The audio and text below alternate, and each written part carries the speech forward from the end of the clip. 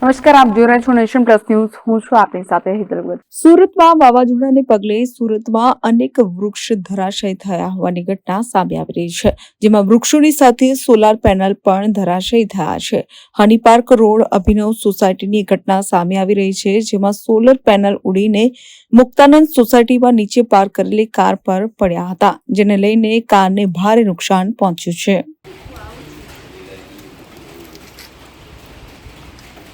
આ ગાડીને કોનો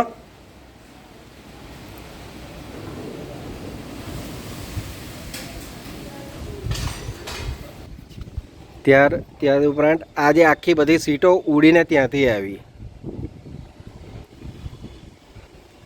આ બધી સીટો ઉડીને ત્યાંથી આવી રાત્રે. આખું આ પતરા બધું જ એ થઈ ગયું છે, ડેમેજ. આ નીચે કામ ચાલુ છે. આ જો ગાડી. Bureau report, Nation Plus News, Surat. સમાચારોના સતત અપડેટ મેળવવા માટે અમારી નેશન પ્લસ ન્યૂઝની યુટ્યુબ ચેનલને સબસ્ક્રાઇબ કરો, બેલ આઇકન દબાવો અને જોડાયેલા રહો ફેસબુક, ઇન્સ્ટાગ્રામ અને ટ્વિટર પર.